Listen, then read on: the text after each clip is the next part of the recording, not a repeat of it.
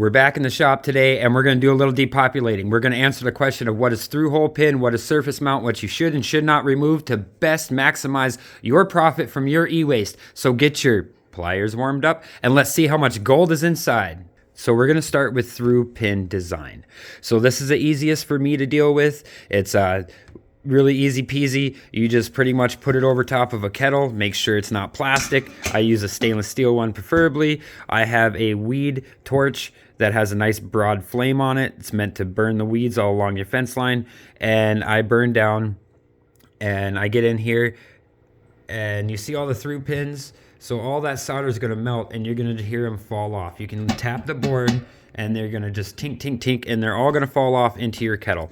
You move the board along the kettle and you get all of them. You'll get all that stuff off there. See all them pins? You heat up those pins, tap that board, they'll fall right out. That is the CPU socket on the other side. That'll come out too. And then you'll end up with a nice little bucket of stuff. And it does add up. There is gold in those pins and everywhere else inside there. And yeah, it makes a little mix. But for me in my process, this is perfect. I'll take that MOSFET out of there and this is ready to go. Almost. I got a few things I need to cherry pick out of there. There's another MOSFET in the center. A few other things I want out of there, and I'll get that brass out of the corner there. But other than that, that's pretty easy peasy for my process. A lot of people are going to say, hey, Scrooge, that's a big mess and you shouldn't do it that way. This is the way I do it. It's the most effective for me and my stock pot. You do you, you handle you, and do what you need to do for your process. But if you look, it sure does work. Let's see if we can get a shot. There you go. So it sure does work. It just melts those pins down and it falls right out of the board for you. And a majority of stuff falls right out. And it's easy peasy. And if you see the back of it, I didn't have to put a lot of heat to it. It is a little smelly. So if you're doing this in an apartment or something, you're not going to want to do it this way. But we do have a way for you to handle that, and that's coming up. But that's what I do to handle through pin design. And we're going to move on to the mixed bag design. Now we have what I call the mixed bag. So basically it's a mix of through-hole pin design and surface mount stuff. But the main stuff that I want to get off of here as quick as I can, the easiest, is a CPU socket and those RAM slots and any other bus card slots and stuff like that. So yeah, this process will work. But first you're going to want to take them gold fingers off. You use your little pliers over there, whatever you guys got, and you break off them fingers as close as you can to that green conformal coating, and you put them in your stock pot, and hey, you got some free gold. So this one is at that stage where I broke the fingers off of over here and it's ready to go, and we're going to get all these we're going to get all these RAM slots and stuff taken off of it. So we have one over here that I did that too. And it removed all the RAM slots and everything else and all the nice through pin on the majority. It removed most of the pins and everything else. You can see some pins have stayed. Yes, they have, but that's okay. We'll take care of them. But for a majority, all these RAM slots came off nicely off the board. They fell right in. But you're going to be left with your BGAs and your IC chips and your surface mount stuff, because this does not work for that very well. It doesn't, and you're going to stink up your shop if that's what you're hoping to do, and you're going to cause a big smell and have everybody come around. And if you see how much heat I had to apply to the back of it, it wasn't very much, actually. It really wasn't. You can't even see scorch marks or anything. But that being said, that's the way that works. It does leave you with having to hand pick and cherry pick stuff off of this type of board. So you do you figure out your process. I'm going to come across them a lot. People will call them an I-series. They usually have an I-series, like an I5 and I7 is usually what I come across. I haven't seen anything else different in my area. But a majority of this stuff, if you look at it, it's going to be mounted right on the surface. All these IC packs and everything else and all these pins and all this stuff, they're all going to be pretty much surface mount. There's going to be a little bit of coming through the back. There you go. But very little. So do you want to apply the heat to that just to get these few pins out? That's up to you. I recommend taking that plastic off the back of it if that's the way you're going to approach this particular board. That is up to you. But for these, there's not as much on here. So I tend to just cherry pick the stuff that I want off of this board. That's how I do it, and I take my pliers and I'll snap off the slots and everything else, and we'll approach that differently because I know that these hard drive connectors and everything else are going to have some gold material in them. So, but what do you end up with? Well, if you try to heat it up and you try to do it like you did with your through-hole pin design, this is what ends up with me.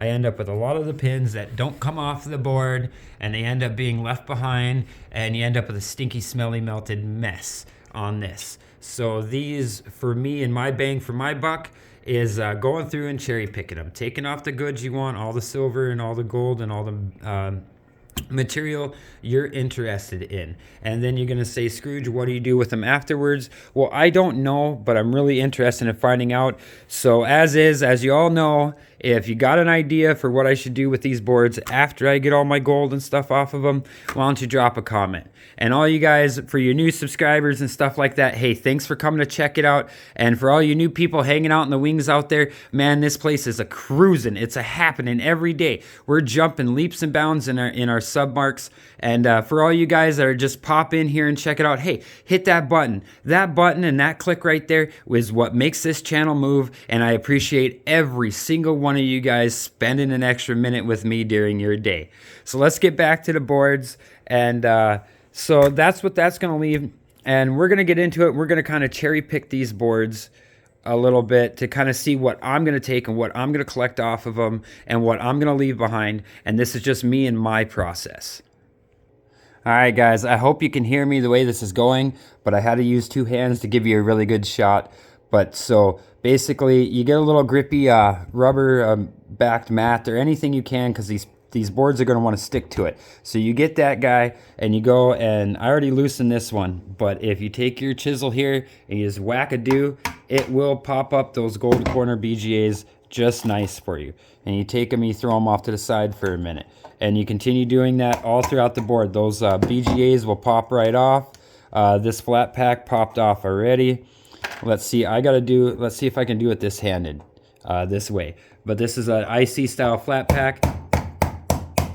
And you just whack-a-do and it pops off, and you can sit here and cherry pick your boards for all the stuff you want off of there. So I'm gonna go and I'm gonna pop all this stuff off. Let's see. See how it sticks to the mat? That's a good thing. That works for you. That's gonna work in your favor in this instance. But even these ICs, if you get a nice little chisel, give her a little whack-a-do there, it'll pop right off. Excuse me hitting the camera. I'm not used to having two hands here, guys. But even these little ones, these are just whack-a-do, and they pop right off. You're going to get a lot of surface mount resistors and MLCCs that are going to fly around.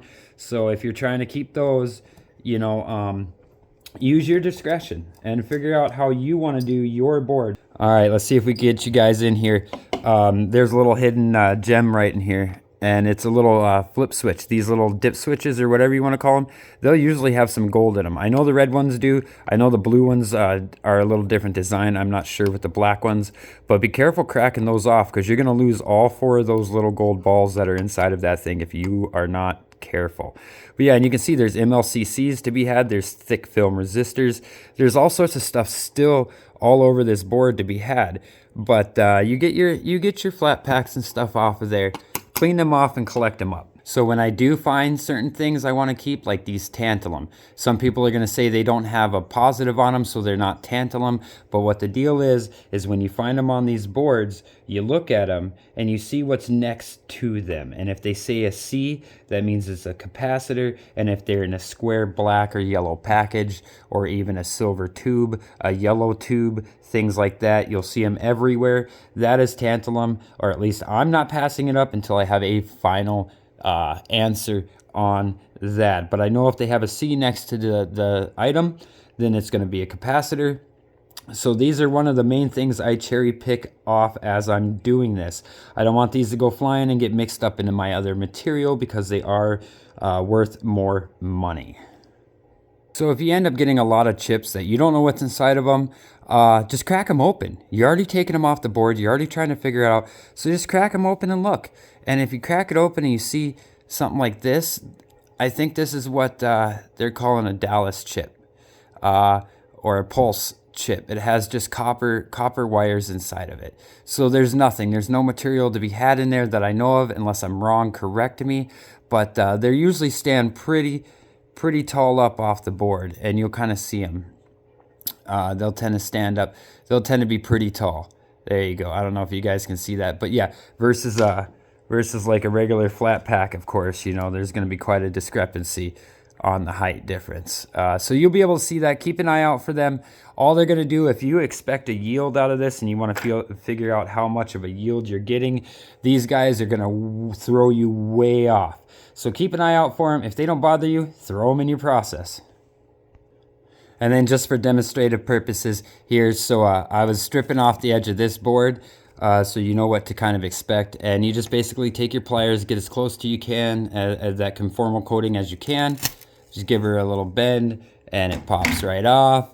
And there's some easy peasy gold fingers. So we're gonna add this to the compilation of this particular board, because that board we were depopulating actually did at one point in time have gold fingers on it. So we're just gonna do that just to give you kind of an idea of what's happening. So we're almost done with the depopulating and the classifying, because that's basically what you're doing. Any of you gold miners or anybody out there, you know, you strip down your steel and you classify it, and you strip down your materials and you classify it. And isn't that what we're just doing right here? We're classifying it down to the most condensed material that we can. If you guys have big old thumbs like me, take a corner of that gold corner BGA and bend it off.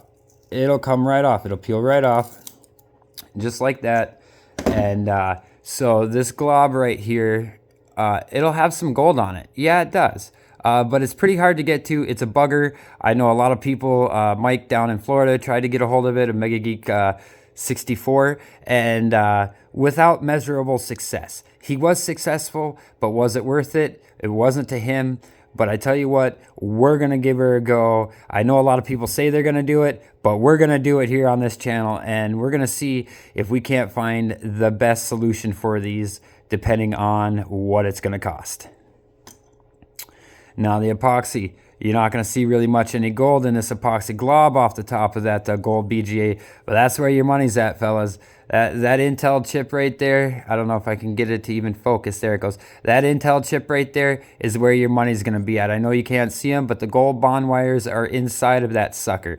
So you break these guys off. You continue to do it. Grab it by the corner. Some people flex them on the side. And they just peel right off. And they come right off. And you're left with that green fiberglass. Go, come on. There you go. You end up with that green fiberglass mat, a little bit of gold on the corner. A little bit of gold on the corner there. It's not focusing, but you know, there it goes. A little bit of gold there, a little bit of gold there. And then you end up with this epoxy glob. And this is where your gold's gonna be at. All right, so now you got a whole big mess of stuff. It's everywhere. And what do you do with it? Well, you get your set of favorite containers. Doesn't matter, whatever works for you. Some people use little troughs, little trays, things like that. I find these containers work good. This is how I depopulate my boards. It works for me in my process.